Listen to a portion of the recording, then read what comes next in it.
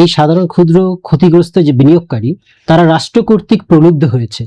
রাষ্ট্র tax rebate দিয়ে তাদেরকে বলেছে যে তোমরা করো, এবং হচ্ছে যে তাদের সাধারণ যারা ক্ষুদ্র বিনিয়োগকারী, যদিও তারা ইনস্টিটিউশনাল যারা ইনভেস্টর তাদের চেয়ে কম, কিন্তু এখানে লাখ লাখ লোক আছে এবং তারা একটা ডিলেমার মধ্যে থাকে, এক ধরনের দ্বিধাদ্বন্দ্বে থাকে।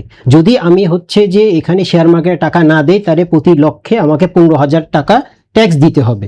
সব মশার বিরুদ্ধে সুরক্ষা দিতে এলো বসুন্ধরা এক্সট্রিম অ্যারোসল, মশার বিরুদ্ধে এক্সট্রিম সুরক্ষা। যদি কেউ 20% ব্র্যাকেটে আছে তাকে 20,000 টাকা দিতে হচ্ছে, 30% ব্র্যাকেটে থাকলে 30,000 টাকা দিতে হচ্ছে। তার মানে একটা নগদ আমি লাভ দেখতে পাচ্ছি, বা এক ধরনের প্রেশার, এক ধরনের চাপ আছে যে সরকার থেকে উৎসাহ দেওয়া হচ্ছে যে আসো, এটা খুব ভালো জায়গা। এবং তাহলে কিন্তু আমাকে রাষ্ট্র এখন মাঝপথে ছেড়ে দিতে পারে না, কারণ হচ্ছে যে রাষ্ট্র কর্তৃক আমি প্রলুব্ধ হয়েছি যে এই জায়গায় করা খুব ভালো।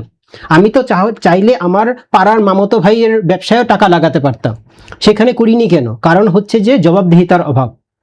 কেন স্টক শেয়ার মার্কেট এক্সিস্ট করে? কেন?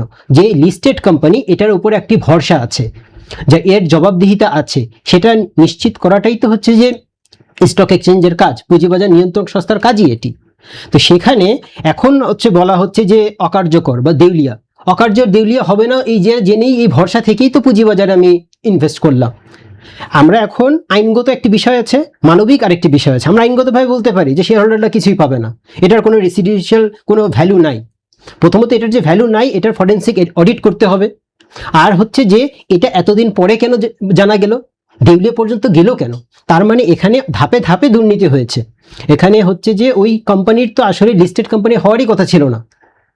তাহলে এই সাধারণ, এটা হচ্ছে যে দেশের নাগরিকের সাথে প্রতারণা করা হয়েছে, যে শেয়ার বাজারে আমার লিস্টেড কোম্পানি, যদিও আমার সাইজ কিন্তু খুবই ছোট, বাংলাদেশের শেয়ার বাজারের সাইজ হচ্ছে মাত্র 350 মতো কোম্পানি আছে, যেখানে আমার লিমিটেড কোম্পানি হচ্ছে 3 লাখ, তার মধ্যে থেকে 58,000 হচ্ছে যে আমার ডিএসবি রিপোর্ট জমা দেয়, তার মধ্যে থেকে মাত্র 350 আছে।